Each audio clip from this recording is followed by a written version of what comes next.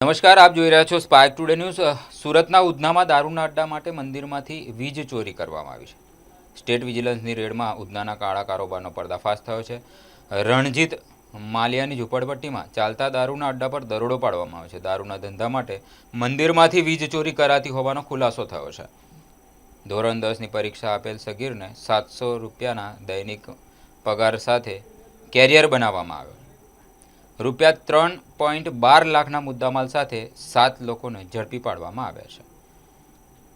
Udhna road number 4 પર વિજિલન્સની કાર્યવાહી થઈ છે। જાડી ચામડીના વહીવટદારના કાળા કારનામા સામે આવ્યા છે। પોલીસની નાક નીચે દારૂનો ગોરખ ધંધો ચાલતો હોવાના આક્ષેપો થઈ રહ્યા છે।